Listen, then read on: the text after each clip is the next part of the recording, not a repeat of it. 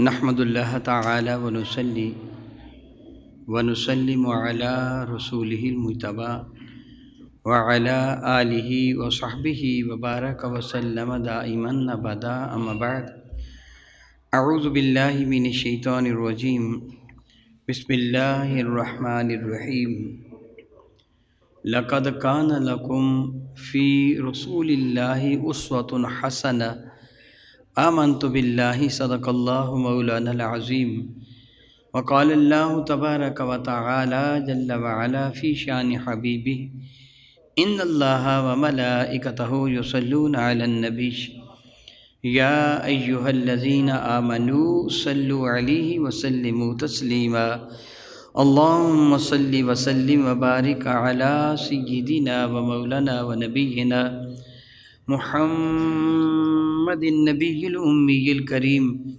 وعلی آلہ واصحابہ اجمعین الصلاة والسلام علیک یا سیدی یا رسول اللہ وعلی آلک واصحابک یا سیدی یا حبیب اللہ الصلاة والسلام علیک یا سیدی یا رحمة للعالمین وعلی آلک واصحابک یا سیدی یا سیدی یا سیدی یا شفیع المذنبین۔ احباب کرام قدر، بحمد اللہ تعالیٰ ثم الحمد للہ تعالیٰ رب کائنات جل وعلا نے ہمیں اپنی عظیم نعمتوں سے نوازتے ہوئے ہمیں ایمان کی دولت عطا فرمائی اور قرآن مجید فرقان حمید کی شکل میں حضور رسول مرشد رحمت عالم کے وسیلہ جیلہ سے ہمیں ایک ایسی کتاب ہدایت عطا فرمائی، آئین قانون کی وہ بے مثال ضابطۂ اخلاق کی کتاب عطا فرمائی کہ جس نے زندگی کے ہر موڑ پر ہماری رہنمائی فرمائی۔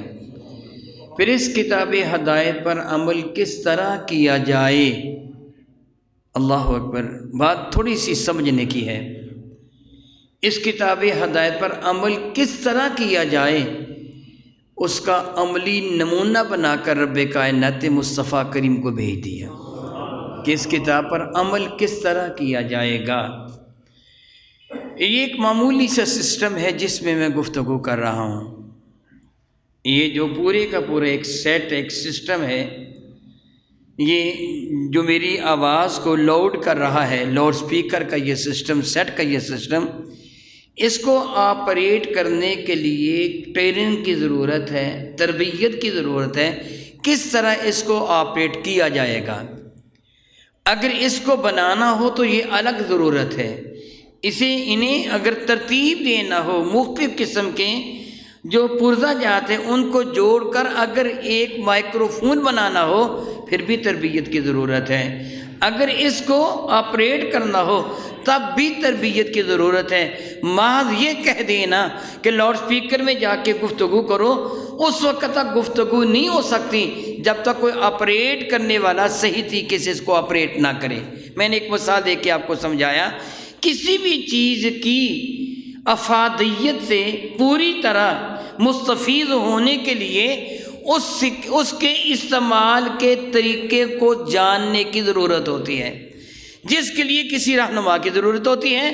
بحمد اللہ تعالیٰ قرآن کریم کے رہنما میرے نبی مصطفیٰ کریم ہیں۔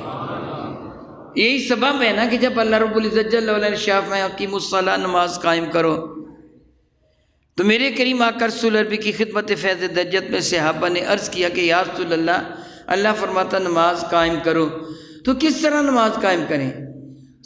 عربی میں صلاۃ کہتے ہیں، فارسی زبان میں نماز کہتے ہیں۔ یا رسول اللہ کیفا نصلی، ہم کس طرح صلاۃ ادا کریں؟ تو میرے کریم آقا نے جواب کیا دیا تھا، صلو کما رأیتمونی اصلی، مجھ مصطفیٰ کو دیکھو جیسے جیسے میں کروں تم کرتے چلے جانا، قرآن کے جملے پر عمل ہو جائے گا۔ یعنی اس قرآن مجید فرقان حمید پر عمل کس طرح کرنا ہے، اس کی عملی تفسیر کیا ہے، رب کائنات نے میرے نبی کی صورت میں ہمیں عطا فرما دی اور ہمیں احساس دلایا، لقد کان لکم فی رسول اللہ اسوۃ حسنہ، تمہارے لیے ہمارے محبوب مکرم کی زندگی ایک بے مثال نمونہ ہے۔ حضرات کرام قدر، یہ ربیع الاول شریف کا آخری جمعہ ہے۔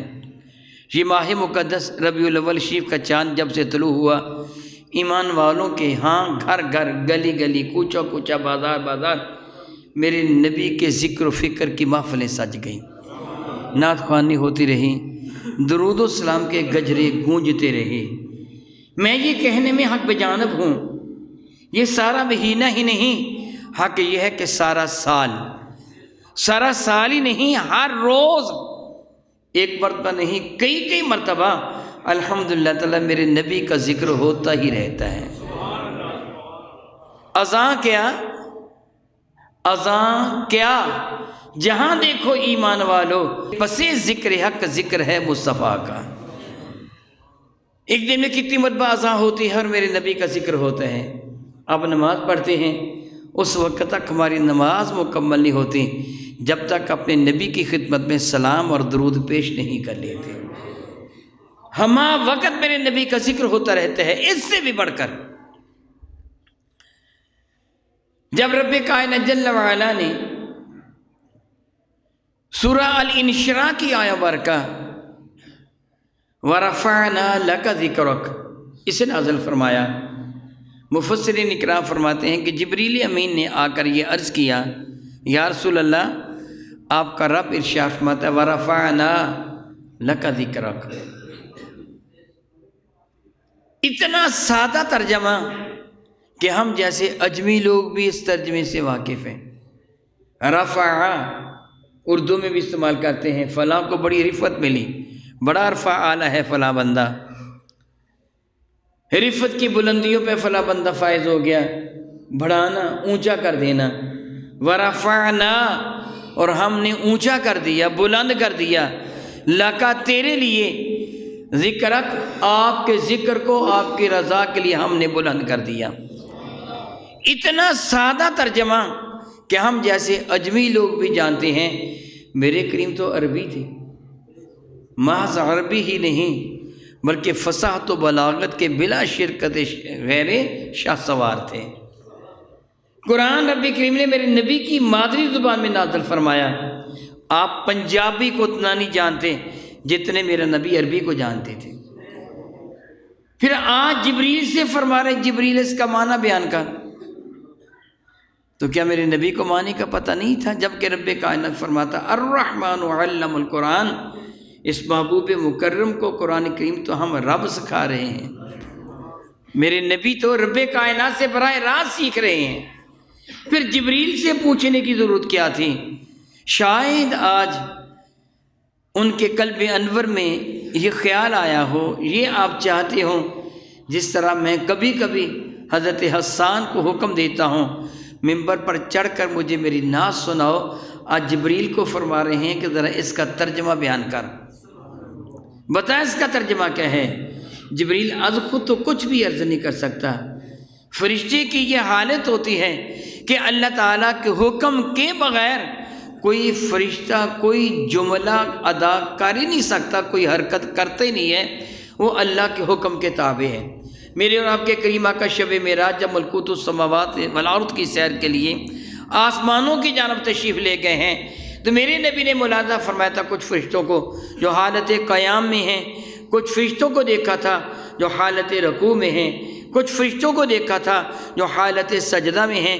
تو جبریل نے کہا تھا یا رسول اللہ، جب سے اللہ نے ان کو پیدا کیا اس وقت سے لے کے آج تک اور آج سے لے کے قیامت تک یہ اسی حالت میں رہیں گے۔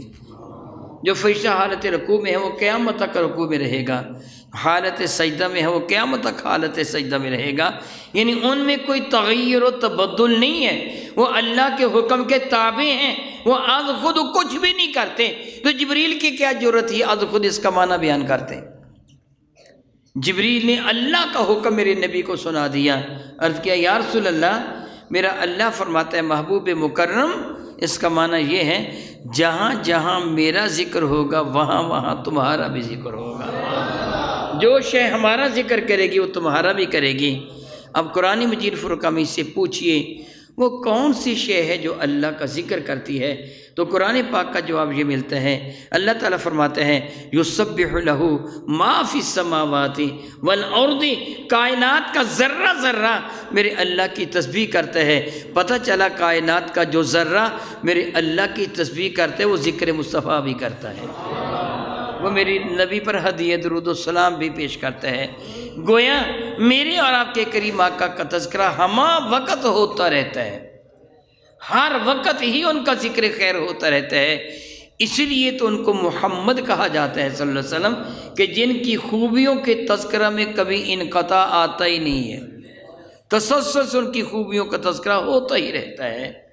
بھائی ہم اس ماہ مقدس میں ہم ناچیز و حقیر بندوں نے اپنی اپنی استطاعت و قوت و طاقت کے مطابق ذکر مصطفیٰ کریم کی محافل مبارکہ کا انعقاد کیا، ان کو سجایا، اور اب یہ ماہ مکرم اپنے اختتام کی طرف تشریف لے جا رہا ہے۔ آج اس کی 29 تاریخ ہے، آخری جمعہ ہے۔ تو پھر ہمیں اب غور کرنے اس ماہ مقدس میں جو کچھ ہم نے کیا، گویا کیا کھویا کیا پایا۔ اگر ہم نے اس ماہ مقدس میں کچھ کیا ہے تو کیا کیا؟ آپ نے سوشل میڈیا پہ دیکھا ہوگا، بعض شیطان صفت لوگوں نے جلوس کی توہین کی، کبھی بگڑے ڈال کر، کبھی سازینے بنا کر، کبھی کسی انداز سے انہوں نے اپنے آپ کو برباد کر لیا، تباہ کر لیا۔ ایک اعلیٰ ترین شے کو انہوں نے اللہ یعوذ باللہ تعالیٰ برباد کر لیا۔ معاذ اللہ معاذ اللہ معاذ اللہ۔ میرے نبی فرماتے میں نے کچھ لوگوں کو شب معراج دیکھا تھا کہ جن کے پاس بڑا ہی لذیذ قسم کا پکا ہوا گوشت تھا، وہ اس کو چھوڑ کر وہ گوشت کھا رہے تھے جس میں سرانڈ تھی، کیڑے پڑے ہوئے تھے، شدید بدبو آ رہی تھی۔ وہ جانوروں کی طرح، کتوں بلوں کی طرح اس گوشت کو نوچ رہے تھے جس میں کیڑے پڑے ہوئے ہیں، بدبو آ رہی ہیں، اور دوسری طرف بہترین پکے ہوئے کھانے پڑے تھے، اس کی طرف نہیں جاتے تھے، ان بدبودار سڑے ہوئے گوشت کی جانب آتے تھے۔ میں نے جبریل سے پوچھا، جبریل یہ کیا تمثیل ہے، میں کیا دیکھ رہا ہوں؟ تو جبریل نے یہ عرض کیا تھا، یا رسول اللہ یہ وہ بدبخت ہیں جو اپنی حلال منکوحہ بیوی کو چھوڑ کر غیروں کی جانب جاتے ہیں، یہ وہ لوگ ہیں، یعنی جو حلال کو چھوڑ کر حرام کو اپناتے ہیں۔ حلال کو اپناتے تو درجہ بلند ہوتا، حرام کو اپنا کر وہ اپنے آپ کو گرا رہے ہیں۔ یہ بہینہ عظمتوں کو اکٹھے کرنے کا تھا، رحمتوں کو سمیٹنے کا تھا۔ حق یہ تھا دن رات ذکر مصطفیٰ کر کے اللہ تعالیٰ جل وعلا کو راضی کرتے، مصطفیٰ کریم کی شفاعت کے مستحق بن جاتے، مگر ان نے الٹی سیدھی حرکتیں کر کے اپنے آپ کو گناہ گار کر لیا، برباد کر لیا، وہ برباد ہو گئے۔ اور وہ لوگ جنہوں نے اپنے آپ کو بچایا نعت خوانی کی جائز طریقے سے، ابھی تھوڑی دیر پہلے جناب جماعت علی صاحب کو شعر پڑھ رہے تھے۔ یہ شعر جو شاعر نے لکھا ہے نا، وہ اس طرح انہوں نے نہیں پڑھا۔ الحمدللہ تعالیٰ میں نے ان کی تربیت کی سمجھا، اس لیے انہوں نے، وہ شاعر نے کیا لکھا، حجے تک درود و سلام پڑھدا تیرا رب بھی تیرے تے رجیا نہیں، یہ جملہ لکھا اس شاعر نے، اور یہ کفریہ جملہ ہے۔ اللہ تعالیٰ بھوکا نہیں ہے کہ وہ رجتا ہے یا بھوکا رہتا ہے، یہ اللہ تعالیٰ کی شایان شان جملہ نہیں ہے، یہ جملہ ناجائز اور حرام ہے۔ اس لیے میں ان کو بتایا، یوں نہ کہیں، یوں کہیں کہ ابھی تک دنیا والے نہیں رجے، اللہ کے لیے یہ جملہ نہ کہیں کہ رب نہیں رجا، رب کی جانب یہ جملہ پیش کرنا معاذ اللہ ناجائز اور کفر ہے۔ چند دن پہلے بھی میں بات سمجھا رہا تھا، کسی نے علماء کا ایک جلسہ تھا، محفل تھا، اس میں سوالات کا جوابات کا ایک سیشن تھا، مجھ سے سوال کر رہے تھے، میں جواب دے رہا تھا۔ تو انہوں نے ان علماء کے بارے میں سوال کیے تھے جو غلط واقعات بیان کرتے ہیں، لطیفے سناتے ہیں، محفل میلاد میں لطیفے سناتے ہیں، نبی کے ذکر میں وہ ہنسی کی، وہ معاذ اللہ تعالیٰ سبحان اللہ میراثیوں کی طرح، بازاری لوگوں کی طرح لطیفے سناتے ہیں، اللہ یعوذ باللہ تعالیٰ سبحان اللہ۔ اسی طرح نعت خوان، میں نے کسی کو ٹوکا تھا، نعت خوان کو ٹوکا تھا، یہ بات درست نہیں، غلط تم کہہ رہے ہو۔ پھر انہوں نے مجھ سے سوالات کیے، آپ کو میں بطور مثال ایک بات عرض کر دیتا ہوں۔ اگر کوئی آدمی جھوٹی قسم اٹھائے بطور مثال کوئی آدمی نہیں آ رہا، وہ بندہ کہے کہ وہ بندہ آ رہا ہے، میری بات کو سمجھیے گا، وہ بندہ آ نہیں رہا مگر وہ کہہ رہا کہ وہ آ رہا ہے، اللہ کی قسم وہ آ رہا ہے، کیا کہیں؟ اللہ کی قسم وہ، اور اسے پتہ ہے کہ وہ آ نہیں رہا، تو قسم اٹھانے والا گناہ گار ہو جائے گا۔ کیا ہو جائے گا؟ اس نے جھوٹی قسم اٹھائی ہے۔ بلکہ عند الفقہاء یہ شرک خفی کی طرح ہے، بڑے گناہوں میں گناہ ہے جھوٹی قسم کا اٹھانا۔ لیکن اگر کوئی بندہ یہ کہہ دے کہ خدا گواہ ہے وہ آ رہا ہے، حالانکہ وہ آ نہیں رہا ہے، تو ایسی صورت میں کہنے والا کافر ہو جائے گا۔ کیا ہو جائے گا؟ میں اس کا سبب بتاتا ہوں۔ اس لیے کافر ہو جائے گا کہ اس نے اپنے جھوٹ پر اللہ کو جھوٹا گواہ بنا لیا۔ اس سے یہ کہا کہ اللہ گواہ ہے وہ آ رہا ہے، تو آ رہا ہے وہ، تو اس سے کہا اللہ گواہ ہے، گویا اللہ کو جھوٹا گواہ بنا دیا، تو اللہ کو جھوٹا گواہ بنانے کی بنا پر وہ کافر ہو جائے گا۔ اب دیکھیے ایک شعر ہے، ادب سے بیٹھو خدا گواہ ہے حضور تشریف لا رہے ہیں۔ سبحان اللہ نہیں بلکہ معاذ اللہ میرے بھائی توبہ کیجیے۔ کیا حضور آ رہے ہوتے اس وقت؟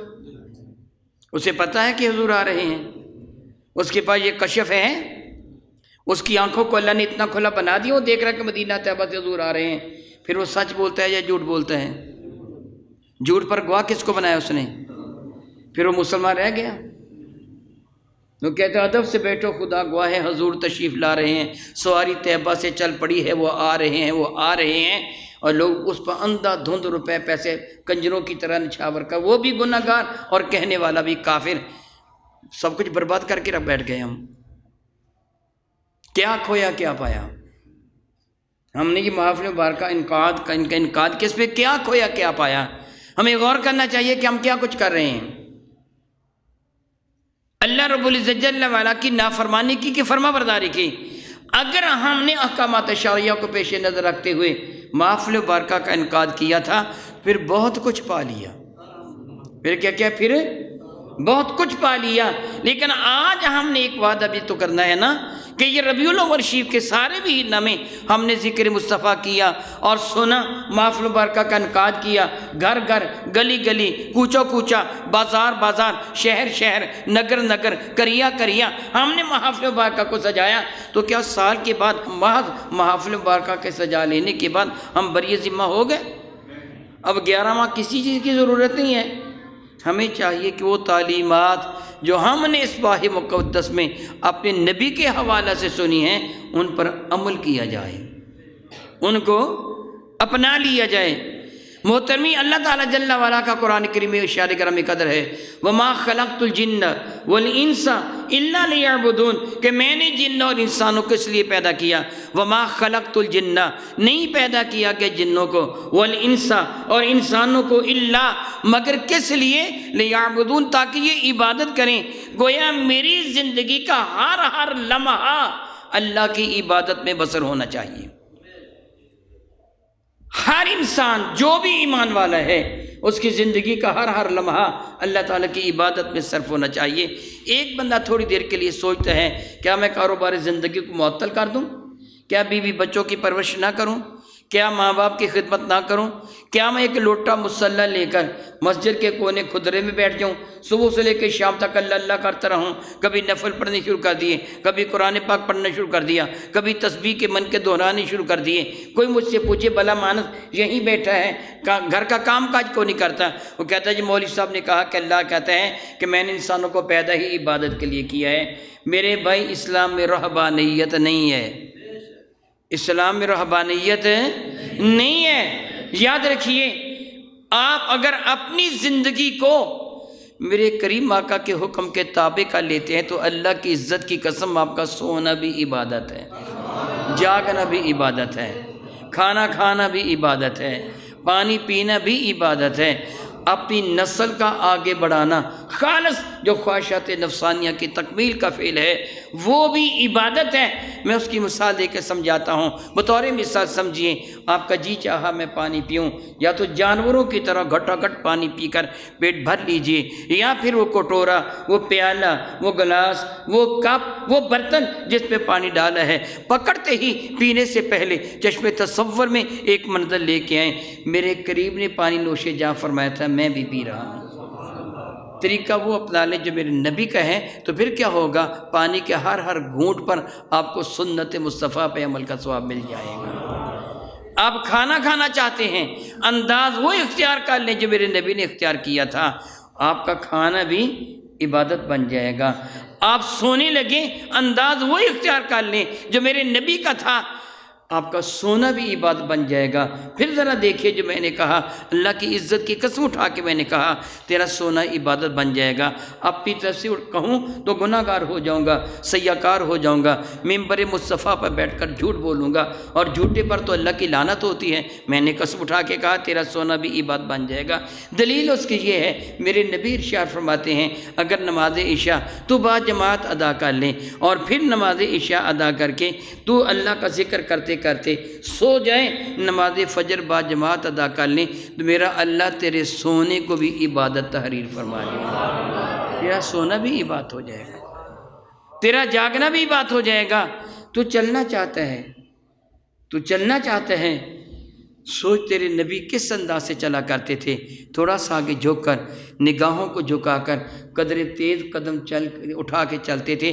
تو بھی اس طرح یہ سمجھ کے چل، میرے نبی اس طرح چلتے تھے، اللہ کی قسم تیرا ہر قدم عبادت بن جائے گا۔ تیرا ہر قدم، میرے نبی فرماتے ہیں، صبح کی نماز کے لیے وضو اپنے گھر سے کر، اپنے گھر سے وضو کر کے سنتیں ادا کر، پھر مسجد کی طرفہ۔ صحیح حدیثی بارکہ ہے، میرے نبی فرماتے جتنے قدم تو اٹھا کر مسجد کے پاس آئے گا، مسجد کے اندر آئے گا، تو اتنا جنت کے قریب ہو جائے گا۔ تیرا ہر قدم مسجد کی طرف نہیں، جنت کی طرف اٹھے گا۔ ہر قدم پر تیرا درجہ بلند ہو جائے گا۔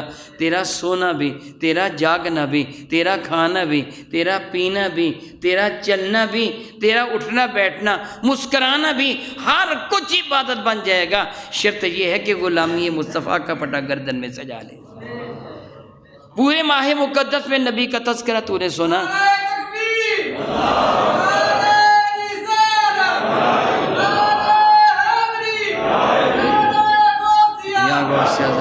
پورا ماہ مقدس جس نبی کا تذکرہ تو نے سنا، اس نبی کی مبارک سنتوں کو اپنا لے، سارا سال ہی عبادت ہے۔ اور پھر جب تو خواہشات نفسانیہ کی تکمیل کے لیے اپنی زوجہ کی طرف جائے، میرے نبی کی سنت پہ عمل کرنا، اعوذ باللہ شریف پڑھ لینا، بسم اللہ شریف پڑھ لینا۔ شیطان تیرا ساتھی نہیں ہوگا، بصورت دیگر شیطان تیرا ساتھی ہوگا، تیری اولاد شرارتی پیدا ہوگی، وہ تیرے قابو میں نہیں رہے گی، شیطان اس میں شامل ہوگا۔ اگر تو میرے نبی کے طریقے پر عمل کرے گا، پھر اجر کتنا ملتا ہے، ایک روایت کا مفہوم بنتا ہے، پھر اس کے نتیجہ میں جو بچہ پیدا ہوگا زندگی بھر جتنی سانسیں لے گا، تیرے نامہ اعمال میں اتنی نیکیوں کا اضافہ کر دیا جائے گا۔ تیرا ہر قول، تیرا ہر فعل عبادت بن سکتا ہے، بشرطے کہ تو نبی کی غلامی کا پٹا اپنے گردن میں سجا لے۔ ہر کام کرنے سے پہلے یہ غور کر، میرے نبی نے یہ کام کیسے کیا تھا۔ جب تو اسی انداز سے کام کرے گا، وہ تیرا کام نہیں رہے گا، بلکہ اب اس کو سنت مصطفیٰ کہا جائے گا۔ تو گویا اپنے نبی کی سنت پہ عمل کر رہا ہوگا۔ محترمی، بطور تربیت میں چاہتا ہوں کہ اپنے آقا رسول عربی کی کچھ صفات عالیہ آپ کے سامنے ذکر کروں، اس لیے ذکر کر رہا ہوں کہ رب کائنات جل وعلا نے قرآن کریم میں ہمیں ایک احساس دلایا، تم زندگی گزارنا چاہتے ہو تو بہترین زندگی گزارنے کے لیے تمہارے اندر ایک بہترین نمونہ میرے محبوب مکرم کی شکل میں موجود ہے۔ لَقَدْ كَانَ لَكُمْ فی رسول اللہ اسوۃ حسنہ، تمہارے اندر رسول رحمت کی زندگی ایک بے مثال نمونہ ہے۔ آپ کے علم میں ہے کہ میرے اور آپ کے کریم آقا تاجدار عرب و عجم شفیع معظم رحمت عالم صلی اللہ علیہ وسلم حضرت حلیمہ سعدیہ کے ہاں ان کے بیٹوں کے ساتھ، بیٹی کے ساتھ حضرت شیمہ اور ان کے بیٹے کے ساتھ میرے کریم آقا بکریاں چرانے کے لیے تشریف لے جایا کرتے تھے، اگرچہ باقاعدہ طور پر نہیں لیکن چرائیں تو ہیں۔ حضرت حلیمہ سعدیہ کے بیٹوں کے ساتھ اور اپنی ہمشیرہ جو حلیمہ سعدیہ کی بیٹی تھی ان کے ساتھ بکریاں چرانے کے لیے چلے جاتے تھے، جایا کرتے تھے۔ رب کائنات نے انبیاء علیہ السلام سے بکریاں چروائی ہیں، اور یاد رکھیں یہ بھی ایک انداز تربیت ہے۔ میں نے کیا کہا؟ یہ بھی ایک تربیت ہے۔ بکریوں کا چرواہا ایک یا دو ہوتے ہیں یا کبھی کم و بیش بھی، بکریوں کی تعداد بعض وقت سینکڑوں میں ہوتی ہیں، اور آپ جانتے ہیں وہ 1 2 3 بندے بکریوں کو سنبھالتے ہیں۔ میری بات کو ذرا غور سے سنیے گا، جو کچھ میں سمجھانا چاہتا ہوں آپ کو۔ بکریوں کو سنبھالتے ہیں، اور بکریوں کی عادت ہے کہ کھیتوں کے درمیان سے گزرتی ہوئی دائیں بائیں کھیت میں منہ مارتی ہیں۔ چرواہا کیا کرتا ہے؟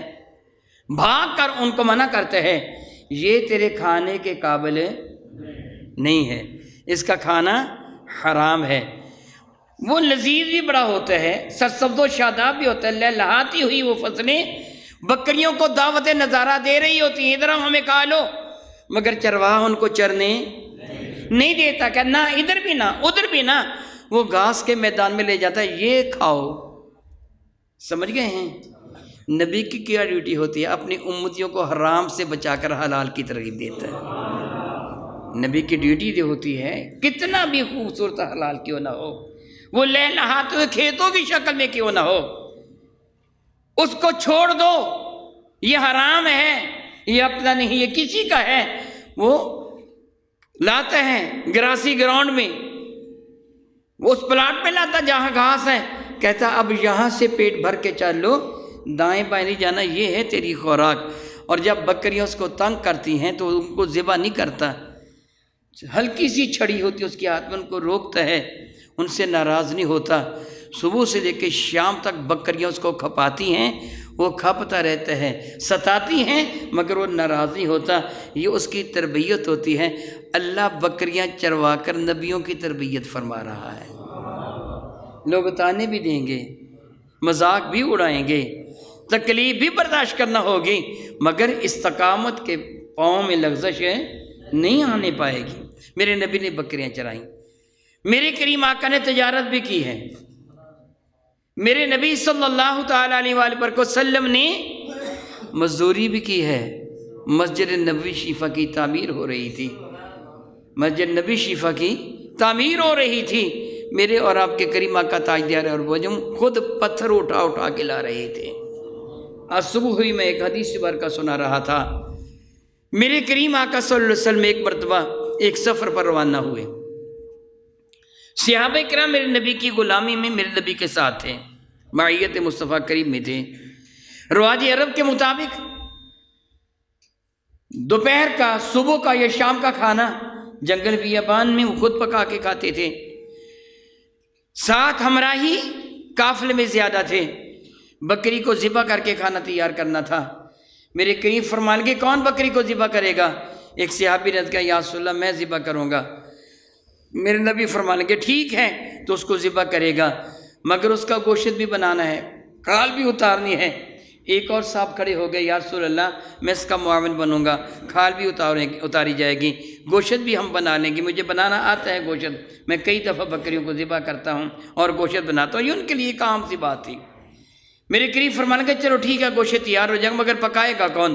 ایک صاحب کھڑے ہو گئے، یا رسول اللہ مجھے اچھا کھانا پکانا آتا ہے، ہر کوئی خدمت کرنا چاہتا تھا، مجھے اچھا کھانا پکانا آتا ہے، یہ خدمت میں سر انجام دوں گا، کھانا میں پکاؤں گا۔ میرے کریم گویا ہو سارے چپ تھے، میرے آقا کے صحابہ جرأت نہیں کرتے تھے آگے بڑھ کر بات کرنے کی، خاموش رہتے تھے، حتیٰ کہ فتح مکہ کے موقع پر، حجت الوداع کے موقع پر میرے نبی نے فرمایا تھا آج دن کون ہے، آج یہ مہینہ کون سا ہے، یہ شہر کون سا ہے؟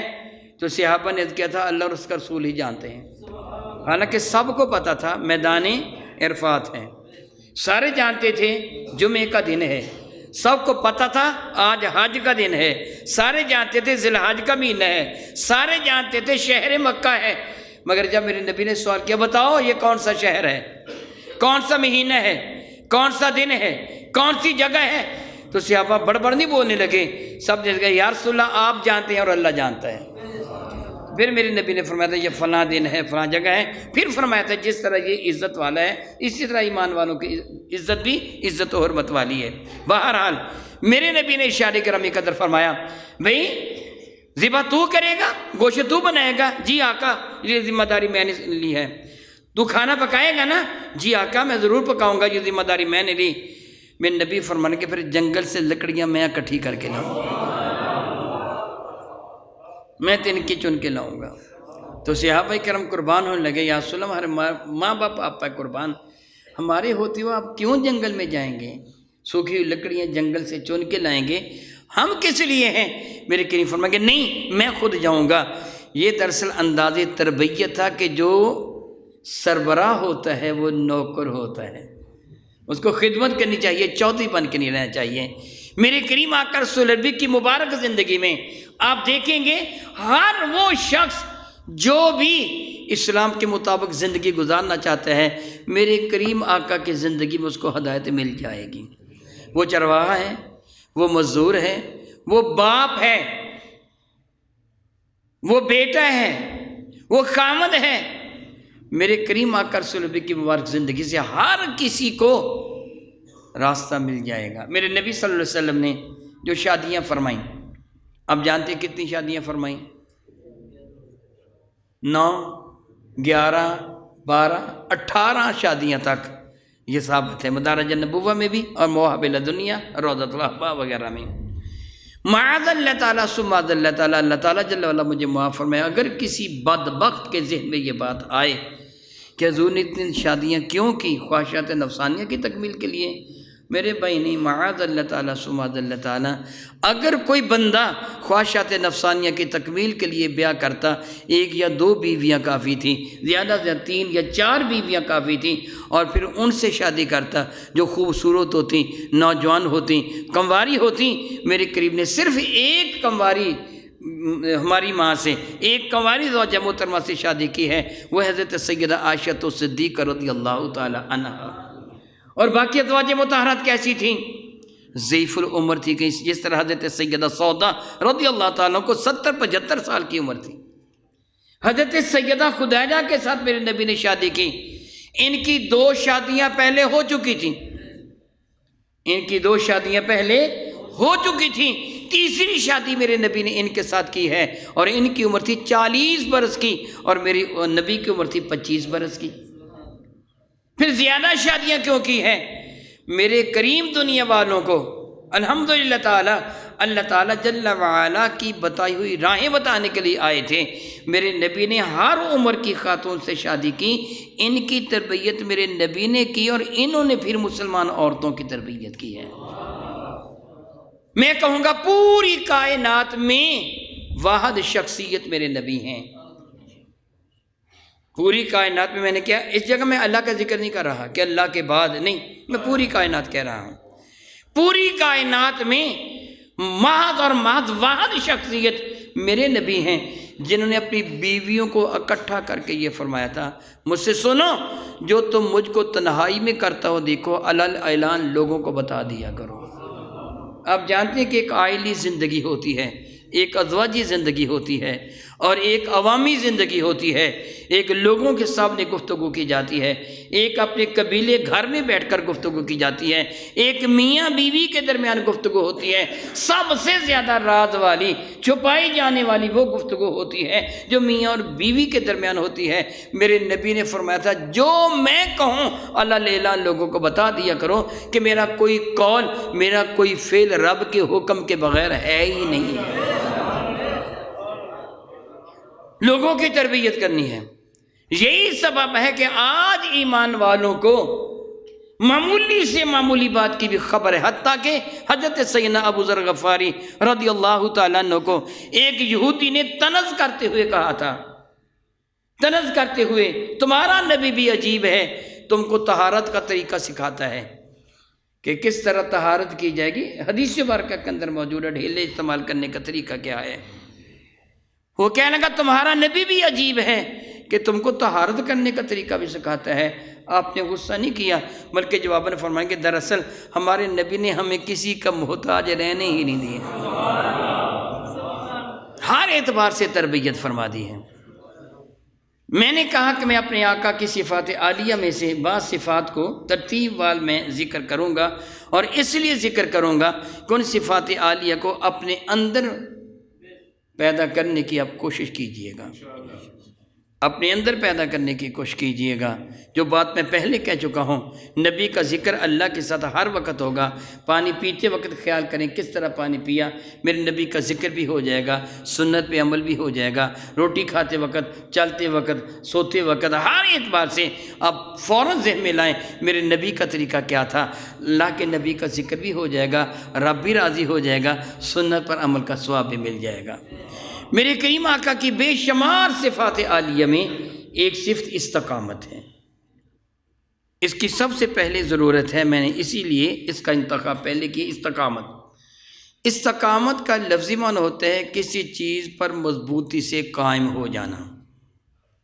ان الذین قالوا ربنا اللہ ثم استقاموا، جنہوں نے کہا ہمارا رب اللہ ہے، پھر مضبوطی سے ڈٹ گئے، پھر خواہ ظلم و ستم کی آندھیاں چلیں، طوفان آئے، بجلیاں گریں، کچھ بھی ہو جائیں، ان کے پائے استقلال میں پھر لغزش آتی نہیں ہے۔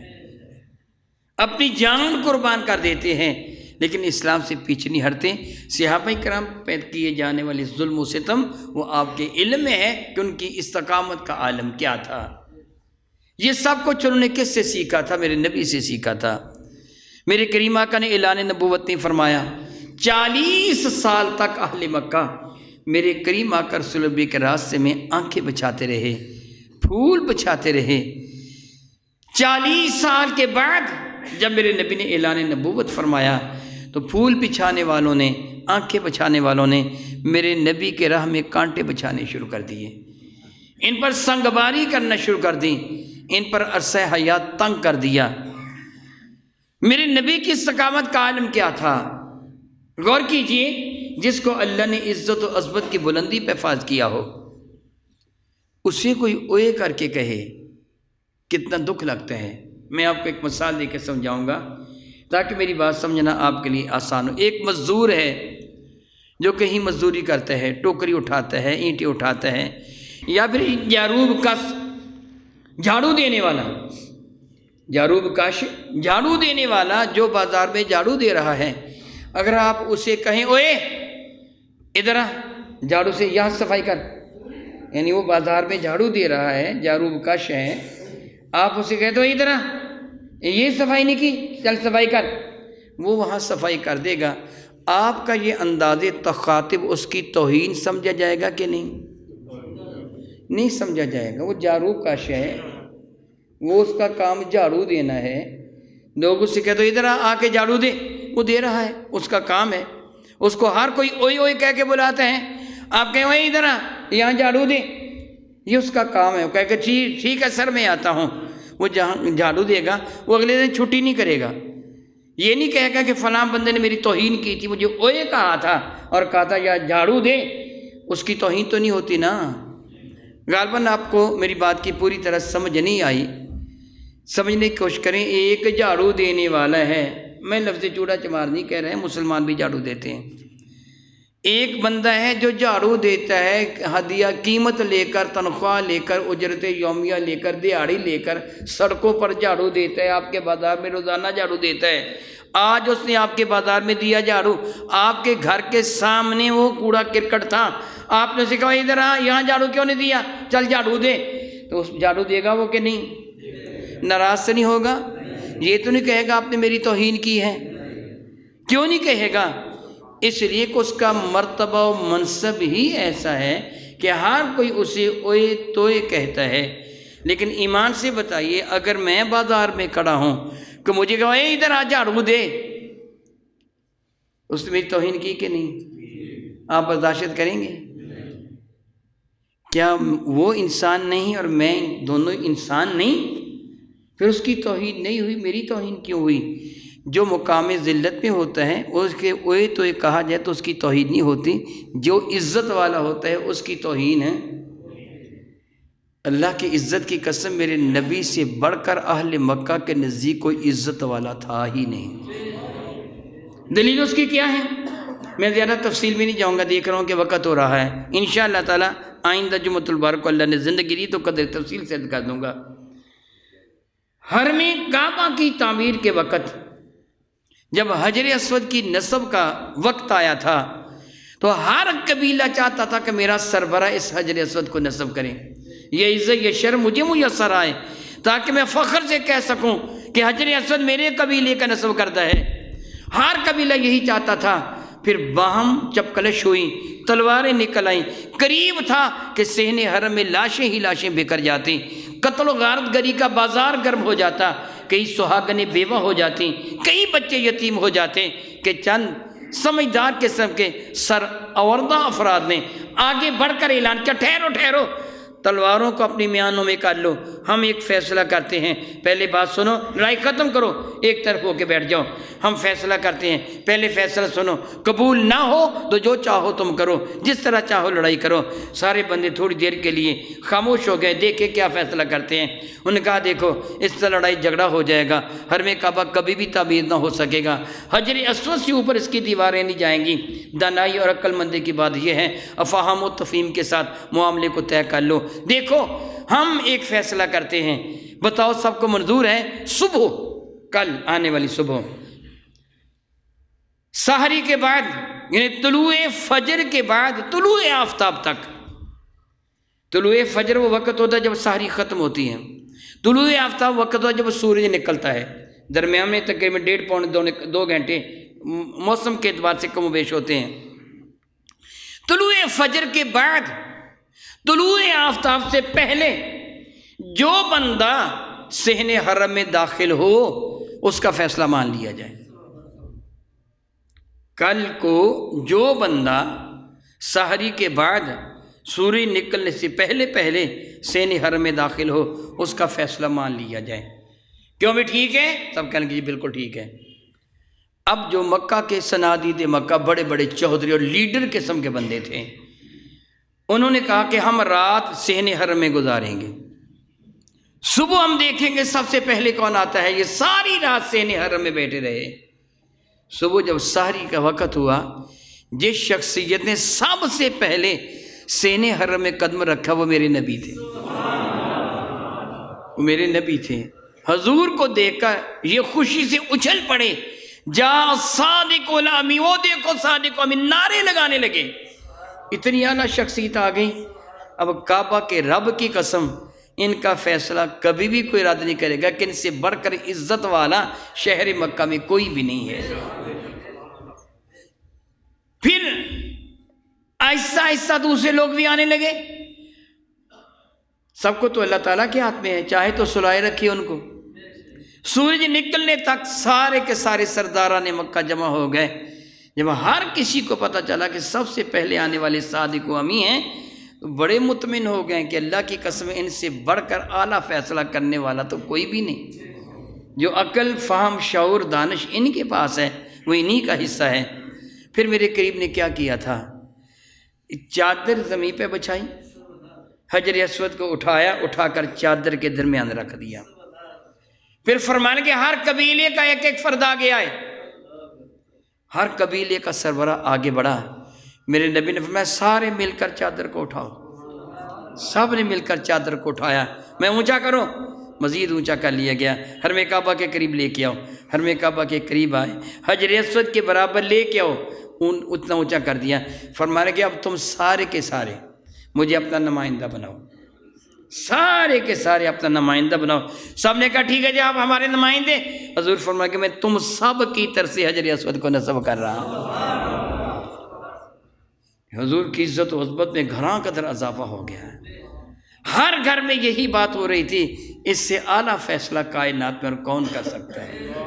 اتنے دانا، اتنی عقل مند، حضور کی عزت و عظمت کا گراف کتنی بلندی پر تھا۔ پھر سوچئے میرے نبی نے اعلان نبوت فرمایا تو حضور پر تانے کسے جانے لگے، سنگ بھاری ہونے لگی، غلاظتیں پھینکی جانے لگیں۔ ایسی صورت میں بندہ عزت والا ڈسہارٹ ہو جاتا ہے، مگر میرے نبی کی استقامت میں اللہ کی عزت کی قسم ذرا برابر بھی کمی نہیں آئی۔ ایک دن کے لیے بھی آپ نے یہ نہیں کہا کام بہت خراب ہو رہا مولا میں نہیں یہ کام کر سکتا مجھ سے بھاری کام ہے، نہیں، میرے نبی نے ہر اعتبار سے استقامت دکھائی۔ اور مزید کس طرح تھا انشاءاللہ تعالی رب نے چاہا تو میں آئندہ عرض کروں گا۔